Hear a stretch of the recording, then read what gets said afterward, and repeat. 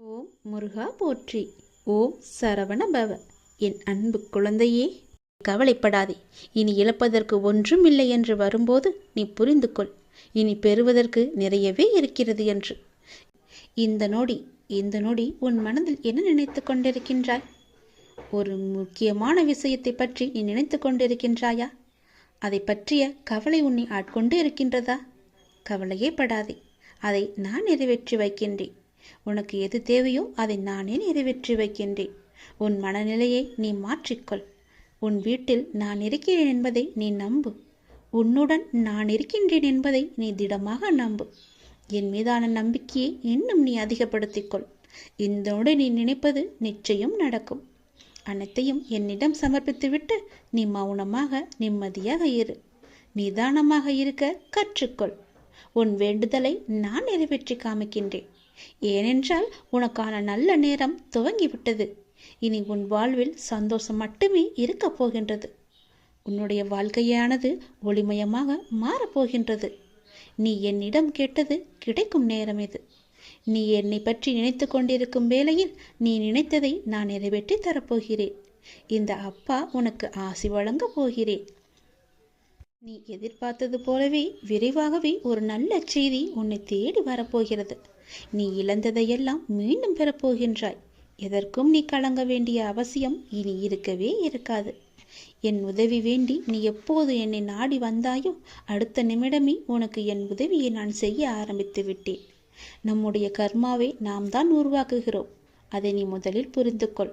அதாவது நம்முடைய எண்ணங்களால், நாம் பேசுகின்ற சொற்களால், நாம் செய்கின்ற செயல்களால். அதனால் எப்போதுமே நிதானத்தை மட்டும் நீ கடைபிடித்து வா. பேசும்போது நிதானமாக பேசு. பேசும்போது ஒரு முறைக்கு பல முறை யோசித்த பிறகு பேசு. நீ செய்கின்ற செயல்கள் இது சரியா தவறா நல்லதா கெட்டதா என ஆராய்ந்து பார். அதற்கு பிறகே அதை செயல்பட நீ முயற்சி செய். நீ எப்பொழுதும் ஆனந்தமாகவே இருப்பாய். அற்புதங்களை நீ பெற்றுக்கொண்டே இருப்பாய். நீ என்று மனம் நொந்து கண்ணீர் விட ஆரம்பித்தாயோ அந்த நொடியே உனக்காக நான் உனக்குள்ளே இறங்கிவிட்டேன். இனி கவலையே இல்லை. என் குழந்தை தைரியமாக இருக்க வேண்டும். உனக்காக உன்னுடைய அப்பா நான் இருக்கும்போது இனி உன் கண்களிலிருந்து கண்ணீர் வரக்கூடாது. நான் உனக்கு செய்ய போகும் நல்லதுகளை, ஒன்றின் பின் ஒன்றாக வரும் நல்ல செய்திகளை கேட்டு நல்லதுகளை நினைத்து உன் கண்ணிலிருந்து ஆனந்த கண்ணீர் மட்டுமே வர வேண்டும். அதை நான் பார்த்து சந்தோஷம் அடைய வேண்டும். இல்லை என்று கேட்பவன் பிச்சைக்காரனாகின்றான். இருந்தும் தர மறுப்பவன் பிச்சைக்கு காரணமாகின்றான். அதனால் நீ பிச்சைக்கு காரணமாக இருக்காதே. இல்லை என்று தேடி வருபவர் உன்னிடம் இருக்கும் என்ற எண்ணத்தில் தானே வருகிறார். அப்படியென்றால் கடவுளிடம்தானே எல்லாம் இருக்கும். நீ அவருக்கு கடவுளாக தெரிவாய். இல்லை என்று சொல்லாமல் கொடுத்து விடு. இதுவரை நீ இழந்தாய். இனிதான் அனைத்தையும் நீ பெறப்போகின்றாய். அதன் ஆரம்பமாகத்தான் என்னுடைய அன்பை நீ இன்று பெற்றுவிட்டாய். இனி எல்லாமே நீ பெறப்போகின்றாய். ஏற்கனவே நீ இழந்து விட்டதால் இந்த முறை எப்படி இழக்கக்கூடாது என்பதை புரிந்து பத்திரமாக வைத்துக் கொள்ளப் போகின்றாய். ஏனென்றால் இனி உன் வாழ்வில் பெரிதாகவே நீ பெறப்போகின்றாய். இந்த சிறிய இழப்பின் மூலம் அந்த அனுபவத்தை கொண்டு இனி நீ பெறப்போவதை பத்திரமாகவே வைத்துக் கொள்ளப் போகின்றாய். இனி உன்னிடத்திலிருந்து எதுவும் எடுத்து கொள்ளப்படாது. பயப்படாதே, கலங்காதே, குழப்பத்தை ஏற்படுத்தி கொள்ளாதே. உன் மனதை நீ எப்பொழுதும் அமைதியாக வைத்துக்கொள். உன்னை காப்பாற்ற நான் பல ரூபங்களில் வருவேன். வந்தும் இருக்கின்றேன். நான் உன் அருகே இருக்கும் நேரம் உன் துன்பங்கள் எல்லாம் காற்றில் பறந்து போகின்றது. அப்போது நான் அருகே இருப்பதை நீ உணராமல் உன்னை காப்பாற்ற நான் தரும் வாய்ப்புகளை அலட்சியமாக விட்டு விடுகிறாய். அதனால் தான் இவ்வளவு சிக்கல்களை நீ மாட்டிக்கொண்டிருக்கின்றாய். அதற்கு பிறகு துன்பம் மீண்டும் வரும்போது என்னிடம் வந்து முறையிட்டு அழுகின்றாய். ஆனால் உன் சக்தி என்ன தெரியுமா? நீ எவ்வளவு பெரிய பள்ளத்தில் வீழ்ந்தாலும் மற்றவரை விட வேகமாக எழுந்து மேலே வரக்கூடிய ஆற்றல் கொண்டுள்ளாய். தோல்விகள் உன்னிடம் தோற்று ஓடப் போகின்றது. நான் உன்னை கடைசி வரை காப்பாற்றப் போகின்றேன். என் பிரியமான பிள்ளைக்கு நான் எல்லாவற்றையுமே தரப்போகின்றேன். என் பிள்ளையை காப்பாற்றுவது உன் அப்பாவின் வேலை அல்லவா? நான் காப்பாற்றுகிறேன். நீ பயப்படாதே. எதை பற்றியும் நீ சிந்திக்காதே. பல நேரங்களில் பல ரூபங்களில் நான் உனக்கு ஆறுதலாக வந்து பேசுவது அவ்வப்பொழுது உன் கண்ணீர் துடைக்க மட்டுமல்ல, நான் உன்னோடு இருக்கிறேன் என்ற உண்மையை உனக்கு உணர வைக்கத்தான். மனம் தளர்ந்து போகாமல் வாழ்வின் அடுத்த கட்டம் என்னவென்று பார்த்து அதை நீங்கி பயணிக்க செய். அடுத்த கட்டத்திற்கு நீ சென்று விடு. அதை நான் நகர்த்தி காமிக்கின்றேன். அதை புரிந்து வாழ்வின் அடுத்த கட்டத்திற்கு என்ன எல்லாம் செய்ய வேண்டுமோ அந்த சிந்தனையில் நீ ஈடுபடுத்திக் கொள் உன்னை. அங்கேயே இருந்து கண்ணீர் சிந்தாதே. போனது எல்லாம் போகட்டும். போனது திரும்பி வரவா போகிறது? அதை பல வடிவங்களில் நான் உனக்கு திருப்பி தருகிறேன். வேறொரு ரூபத்தில் அது உன்னை வந்து சேரும்படி நான் அமைத்து காமிக்கின்றேன். நீ முயன்று பார். உன்னால் முடியும். நிச்சயம் உன்னால் மட்டுமே முடியும். உனக்கு நான் துணை இருப்பேன். உனக்கு நல்ல காலம்தான் உனக்கு இப்போது நடந்து கொண்டிருக்கிறது. பாவக்காலம் முடிந்து புண்ணிய காலம் உனக்கு நடக்க ஆரம்பித்திருக்கிறது. நீ செய்த புண்ணியத்திற்கேற்ப பல பல நற்பலன்கள் உன் வாழ்வில் நடக்கப் போகின்றது. மனதில் ஏற்படும் தேவையற்ற சஞ்சலங்களை கண்டு கொள்ளாமல் நீ விட்டுவிடு. நல்ல நேர்மறை சிந்தனைகளோடு உனக்கு என்ன வேண்டும் என்பதில் ஒரு தெளிவான முடிவெடு. வாழ்க்கையை நீ எதிர்கொள். உனக்கு எல்லாமே நல்லபடியாக நடக்க உன்னுடைய அப்பன் முருகன் நான் உனக்கு துணை இருக்கின்றேன். தினமும் ஓம் சரவண பவ என்ற மந்திரத்தை நீ உச்சரித்து கொண்டே இரு. என்ன குழப்பம் வந்தாலும் நீ எடுக்கும் முடிவு சரியானது என்று இந்த முருகன் மேல் பாரத்தை போட்டு நீ நம்பு. என்ன குழப்பம் வந்தால் என்ன, நீ எடுக்கும் முடிவு சரியானதே. உன் எதிர்காலம் நல்லபடியாக இருக்க நீ சில முடிவுகளை துணிந்து எடுக்க இருக்கின்றாய் அல்லவா? அதனால் உனக்கு நன்மையே நடக்கும். எனவே நீ எடுத்த முடிவை பற்றி கவலைப்படாமல் நேரடியாக போய்கொண்டே இரு. சில பயணங்கள் மற்றும் மாற்றங்கள் உன் வாழ்வில் நடக்கப் போகிறது. எல்லாம் உனக்கே நன்மையாக செய்யும்படி அது அமையப் போகிறது. என் பிள்ளையே, எப்போதும் என் நாமத்தை உச்சரித்து கொண்டு மட்டும் இரு நீ. அது போதும். அது உன்னை எல்லா ஆபத்திலிருந்தும் காக்கும். மற்றவர்கள் உன்னை பற்றி பேசுவதை நீ கவனத்தில் கொள்ளாதே. உன் வாழ்க்கையில் எது சரியானதோ அதை நீ செய்து கொண்டே வா. இந்த முருகன் இருக்கும்போது உனக்கு எதற்கு பயம்? உன் வாழ்வில் நல்லது நடந்து கொண்டே இருக்கும். என்னுடைய வேலும் மயிலும் உனக்கு துணையாக நீ எங்கு போனாலும் இருக்கும். எது செய்தாலும் அது உனக்கு நல்லதாக செய்யும்படி அது உன்னை மாற்றி அமைக்கும். கவலைப்படாமல், மனதில் ஏற்படும் சஞ்சலங்களை கண்டு கொள்ளாமல் நேர்மறை சிந்தனைகளோடு மட்டும் உன்னுடைய கவனம் எப்போதும் இருக்க வேண்டும். எந்த பயணத்தில் நீ செல்ல விரும்புகிறாயோ அதே பாதையில் அந்த பயணத்தை நீ தொடங்கு. அது உனக்கு தெளிவான முடிவோடு நல்ல வாழ்க்கையை உனக்கு அமைத்து தரும். உன் வாழ்க்கையை சரியாக முடிவெடுத்து எதிர்கொண்டு பார். எல்லாமே உனக்கு நல்லபடியாகவே நடக்கும். நான் என் மீது உனக்கு சத்தியம் செய்து தருகிறேன்.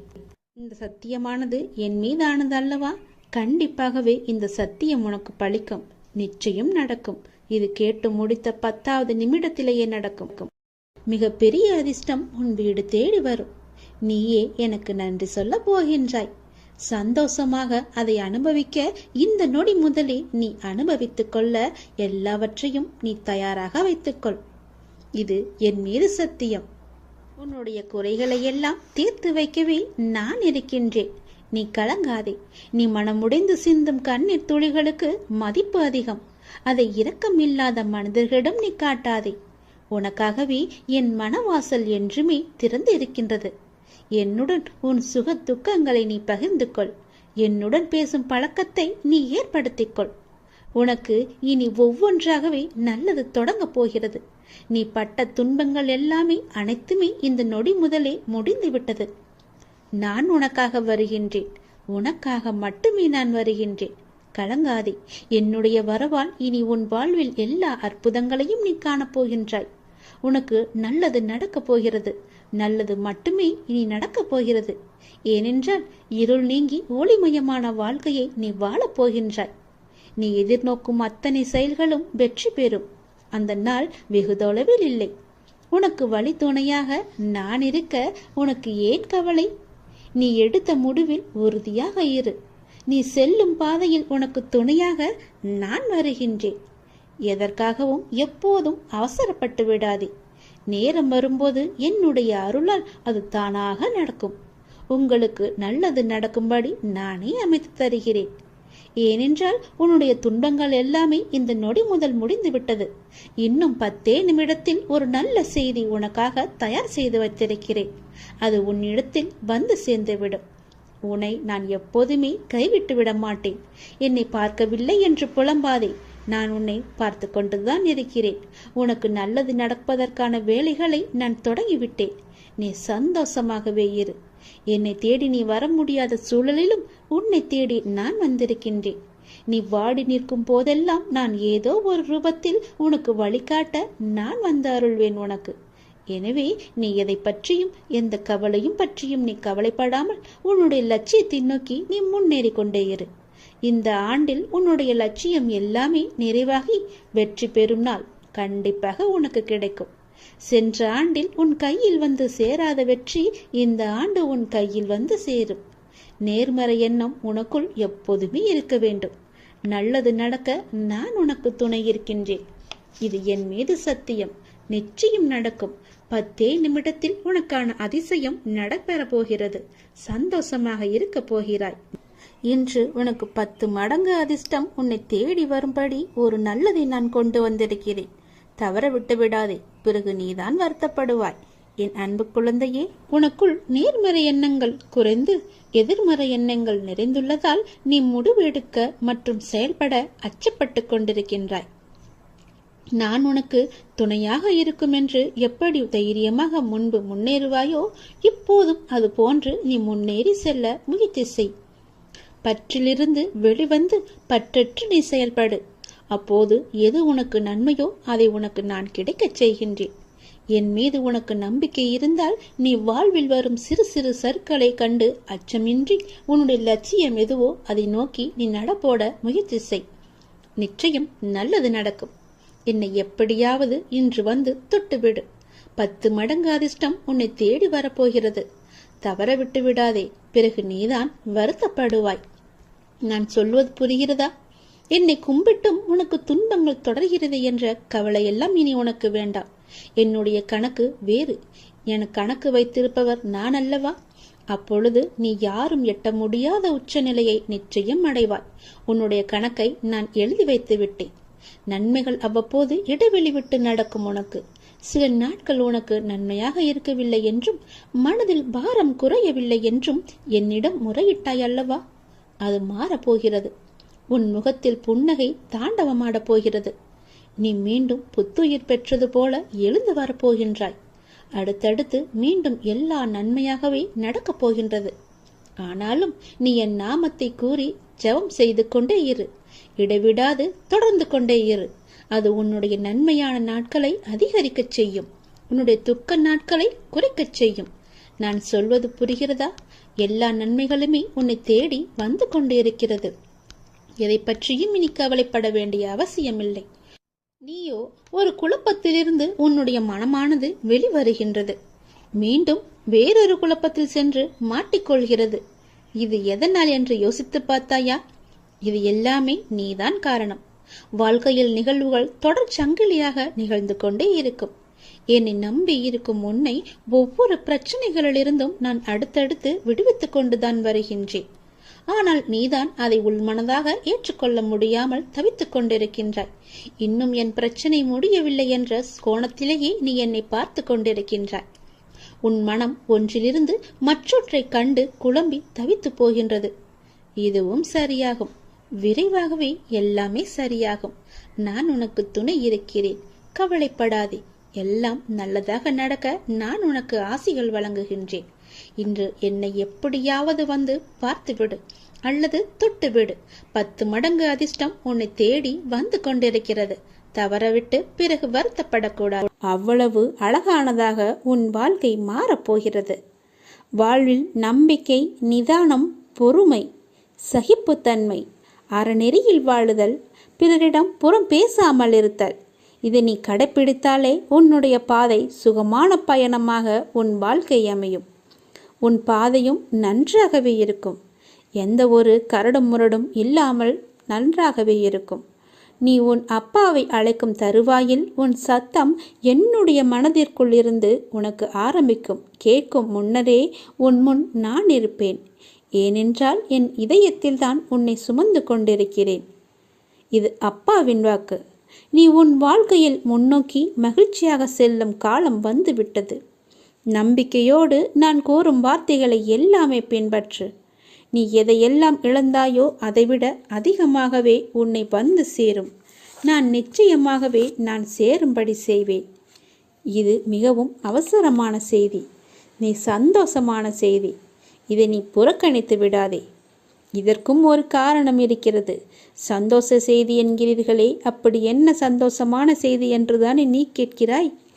நீ கேட்டதை, நீ நினைத்ததை நான் தரப்போகிறேன். விரைவாகவே அது உன்னிடம் கிடைக்கும்படி நான் செய்ய போகிறேன். நீ கேட்டது எல்லாமே உனக்கு கிடைக்கும். என்னிடம் வெகு நாட்களாக கேட்டுக்கொண்டிருந்தாய். புத்தாண்டு அன்று என் ஆலயத்திற்கு வந்து என்னிடம் ஒன்று கேட்டாய். அது உனக்கு ஞாபகம் இருக்கிறதா என்று பார். அதைதான் நான் உனக்கு இப்போது தரப்போகிறேன். அதற்கான காலம் கனிந்து விட்டது. காய் கனியாகி பழம் பழுக்கும் நேரம் வந்து விட்டது. அதனால் இப்போது நான் உனக்கு இந்த நல்ல செய்தியை சொல்வதற்காகத்தான் நான் வந்திருக்கிறேன். விரைவாகவே நான் அதை கொடுத்து விடுவேன். வெகு நாட்களெல்லாம் காத்திருக்க வேண்டாம். இன்னும் 2-3 நாட்களிலே அது உனக்கு கிடைக்கும். நல்ல செய்தியை கேட்பாய் நீ. வாழ்வோம் வளமுடன். நல்ல வழி பிறக்கும் உங்களுக்கு. சீக்கிரமாகவே உனக்கு நல்ல வழி பிறக்கும். என்னை நீ முழுவதுமாக நம்பு. நீ வருவாய் என்று உனக்காக நான் காத்து கொண்டிருக்கிறேன். விரைவில் ஒரு முடிவுக்கு வரப்போகிறது. எது என்று கேட்கிறாயா? உனது துயரங்கள் எல்லாமே விரைவிலேயே ஒரு முடிவுக்கு வரப்போகிறது. நீ தேவையில்லாமல் உன்னுடைய கண்களை நீ கலங்க வைக்காதே. மகிழ்ச்சியாகவே இரு. எப்போதும் உன்னை நீ மகிழ்ச்சியாகவே வைத்துக்கொள். நான் இருக்கும்போது எதற்காக நீ கலங்க வேண்டும்? என்னை மீறி எதுவும் நடக்கப் போவது இல்லை என்று உனக்கு நன்றாகவே தெரியும். எல்லாவற்றையுமே ஆற்றி வைப்பது நான் தான் என்று தெரியும். அப்படி இருந்தும் வீணான மனக்கவலை உனக்குள்ளே எதற்கு? உன்னை நான் தேர்ந்தெடுத்து நான் வசிக்கும் இடத்திற்கு நான் உன்னை வரவழைத்தேன். ஞாபகம் இருக்கிறதா? எப்படிப்பட்ட சூழ்நிலையில் என்னை வந்து சந்தித்தாய் என்று உனக்கு ஞாபகம் இருக்கிறதா? அதனால் நீ கலங்காதே. என்னுடைய வாக்கு என்றுமே பொய்யாகாது என்பதை நீ நம்ப வேண்டும். எந்த சூழ்நிலையிலும் உன்னை நான் கைவிட மாட்டேன் என்று நீ நம்ப வேண்டும். நம்பிக்கையோடு நீ எப்பொழுதுமே இரு. என் அப்பான் என்னை பார்த்துக்கொள்வார் என்ற நம்பிக்கையோடு இரு. என்னை மீறி எதுவுமே நடக்காது. உனக்கு என்ன வேண்டும் என்று என்னிடம் கேள். உனக்கு வேண்டியது எல்லாவற்றையுமே நானே தருகிறேன். அப்படி இல்லை என்றால் நீயே வேண்டியதை எடுத்துக்கொள். எனது கஜானா வாயிற்கதவு உனக்காகத்தான் திறந்து வைத்திருக்கிறேன். அதில் உனக்கானது நிறையவே இருக்கிறது. அதில் உனக்கு என்ன வேண்டும் என்று நீயே தேடி எடுத்துக்கொள். எது உன்னிடத்தில் சேர வேண்டுமோ அது உன்னிடத்தில் தானாகவே வந்து சேர்ந்துவிடும். அதனால் இது வருமா, கிடைக்குமா, எப்பொழுது கிடைக்கும் என்று நீ ஏங்கி உன்னை நீயே வருத்தி கொள்ளாதே. நிச்சயமாகவே அது உன் கைக்கு கிடைக்கும். நீ அறிந்ததை கொண்டு நீ கடவுளை வழிபடு. உனது உள்ளத்தில் இருந்து நீ வழிபடு. வழிபாட்டிற்கு எந்த ஒரு விதிமுறையுமே இல்லை. உன் தாயை எவ்வாறு உனது சேவைக்கு அழைப்பாயோ அதே அன்பும் இயல்புமே போதுமானது கடவுளை வழிபடுவதற்கு. கடவுளுக்கு என்று தனி ஒரு ரகத்தை நீ தேடாதே. இயல்பாகவே அப்பா என்று என்னை கூப்பிடு. உன் அப்பாவிடத்தில் நீ எவ்வளவு உரிமையாக இருப்பையோ அது போலவே நீ என்னிடத்திலும் உரிமையாக இருக்கலாம். ஏனென்றால் நீ என் பெற்றெடுத்த பிள்ளை. நீ என் பிள்ளை நன்றாக இருக்க வேண்டும். என் பிள்ளை என்னிடத்தில் சகஜமாக பழக வேண்டும் என்றுதான் நான் ஆசைப்படுகிறேன். என்னுடைய ஆசையை நீ நிராசையாக்கி விடாதே. என்னிடத்தில் எல்லா உரிமைகளுமே உனக்கு உண்டு. நீ என் பிள்ளை, நான் உன் அப்பா. என் அன்பு குழந்தையே, எல்லோருடைய வாழ்விலும் மாற்றங்கள் வருகின்றன. சிலருக்கு கொஞ்சம் தாமதமாக இருக்கலாம். இப்போது உன் வாழ்விலும் நீ எதிர்பார்த்த மாற்றம் வரப்போகிறது. உன்னுடைய பல வேண்டுதலில் உன்னுடைய முதன்மையான வேண்டுதல் விரைவில் நடக்கப் போகிறது. அதற்கு நீ செய்ய வேண்டியது எல்லாம் அந்த விஷயத்தை குறித்து நேர்மறை எண்ணங்களை மனதில் எழுப்ப வேண்டும். அது நடக்கும் என்று நீ நம்ப வேண்டும். உனக்கு அந்த வேண்டிய ஒன்று நிச்சயமாகவே கைகளில் கிடைக்கும். கோவிலில் சாமி முன் இந்த முறைப்படி நீ பிரார்த்தனை செய்து வந்தால் நிச்சயம் நீ நினைத்தது நடக்கும். நமக்கு எப்பொழுது எந்த பிரச்சனை எந்த ரூபத்தில் வந்தாலும் நாம் அந்த பிரச்சனைகளை முடிக்கவும் அதிலிருந்து முழுமையாக விடுபட்டு வெளியே வருவதற்கும் நாம் செய்யும் முதல் காரியம் தெய்வத்திடம் சரணடைந்து பிரார்த்தனை செய்து நம் குறைகளை கூறி வேண்டிய வரங்களை பெற்றுக்கொள்வோம். அது மட்டும் இல்லாமல் நமது வாழ்க்கையில் செய்யும் சில சிறிய தவறுகளுக்கும் தெய்வத்திடம் சென்று அதற்கான பரிகாரங்களையும் செய்து புண்ணியத்தை தேடிக்கொள்வோம். ஆனால் கோவிலில் சாமியிடம் வேண்டுவதாக இருந்தாலும் பரிகாரம் செய்வதாக இருந்தாலும் அதற்கு ஒரு முறை இருக்கிறது. அந்த முறைப்படிதான் நாம் இறைவனிடம் வேண்ட வேண்டும். அப்படி வேண்டினால் கண்டிப்பாகவே அது நிறைவேற்றப்படும். அந்த முறைப்படி பரிகாரம் செய்தாலும் தெய்வம் அதை முழுமையாக ஏற்றுக்கொள்ளும். நாம் நம்பிக்கையுடன் செய்ய வேண்டும். அதனால் இன்று கோவிலில் தெய்வத்தின் முன் எப்படி பிரார்த்தனை செய்வது, எப்படி வேண்டுவது பற்றி தான் நாம் இப்போது சொல்லப் போகிறோம். கோவிலுக்கு சென்றால் தெய்வத்தின் முன் மண்டியிட்டு வேண்டு என்று நிறைய பேர் சொல்லி நாம் கேள்விப்பட்டிருப்போம். ஆனால் நம்மில் எத்தனை பேர் இந்த முறையில் தெய்வம் முன் மண்டியிட்டு வேண்டியுள்ளனர் என்பது நமக்கு தெரியாது. ஆனால் அடுத்த முறை நீங்கள் கோலதெய்வ கோயிலுக்கு சென்றாலும் அல்லது வேறு ஏதாவது உங்களுக்கு பிடித்த தெய்வத்துடைய கோவிலுக்கு சென்று வேண்டினாலும் தெய்வத்தின் முன் முட்டி போட்டு உங்கள் பிரார்த்தனையை வையுங்கள்.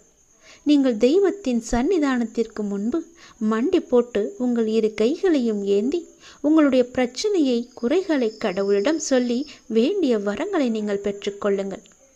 இப்படி நீங்கள் முட்டி போட்டு வேண்டினால் தெய்வம் நாம் கேட்டதை உடனே கொடுக்கும் என சொல்லப்படுகிறது. இப்படி நீங்கள் எந்த தெய்வத்தின் கோவிலுக்கு சென்றாலும் முழங்கால் போட்டு மண்டியிட்டு உங்களின் இரு கைகளையும் ஏந்தி வேண்ட வேண்டும். உங்களுடைய வேண்டுதலை சீக்கிரமாகவே ஏற்றுக்கொள்வார். அதே நேரம் அந்த வேண்டுதல் சீக்கிரம் தெய்வத்தால் நிறைவேற்றியும் தரப்படும் என்பது காலம் காலமாக மக்களிடம் உள்ள நம்பிக்கை. அந்த நம்பிக்கை உங்களுக்குள்ளே இருக்க வேண்டும். நீங்கள் நிறைய கோவில்களில் சில தெய்வத்திற்கு வேண்டுதல் வைத்து முழங்கால் மண்டியிட்டு கோவிலை சுற்றி வலம் வருவார்கள். கோவில் படியேறி தங்களுடைய நேர்த்திக்கடனை செலுத்துவார்கள். இப்படியெல்லாம் கூட தெய்வத்திற்கு பிரார்த்தனை செய்யலாம் என்று நம்முடைய சாஸ்திரங்களே கூறுகிறது. இருந்தாலும் உங்களுடைய உடம்பை பிரார்த்தனை செய்கிறேன் என்ற பெயரில் வருத்தி கொண்டு நீங்கள் முழங்காலிட்டு கோவிலை சுற்றியோ அல்லது கோவில் படிக்கட்டிலோ நடக்க வேண்டும் என்ற அவசியம் கிடையாது. உங்களை உடலை வருத்தி தான் நம்மை செய்ய வேண்டும் என்று யாரும் சொல்லவில்லை. எந்த கடவுளும் நிர்பந்திக்கவில்லை. தெய்வத்தின் சன்னிதானத்திற்கு முன்பு மண்டியிட்டு தெய்வத்தை முழு நம்பிக்கையோடு நினைத்து மனதார வேண்டிக் கொண்டாலே போதும். நீங்கள் நினைத்தது நிச்சயமாகவே ஒரு மண்டலத்தில் நடக்கும். அதாவது 48 நாட்களுக்குள் அது நடந்தே தீரும். நீங்களும் உங்கள் இஷ்ட தெய்வத்தை நினைத்து முழு நம்பிக்கையோடு வேண்டுங்கள். எந்த தெய்வமாக இருந்தாலும் கை நீட்டி கேட்டால் கண்டிப்பாகவே கொடுப்பார். இல்லை என்று சொல்லாமல் நமக்கு அள்ளி தருபவர்தான் தெய்வம். மண்டியிட்டு கைகளை ஏந்தி கடவுளிடம் கேளுங்கள். உங்கள் பிரார்த்தனை நிச்சயம் நிறைவேறும். ஓம் சரவணபவ. ஓம் முருகா போற்றி. அனைவருக்கும் நல்லதே நடக்கட்டும்.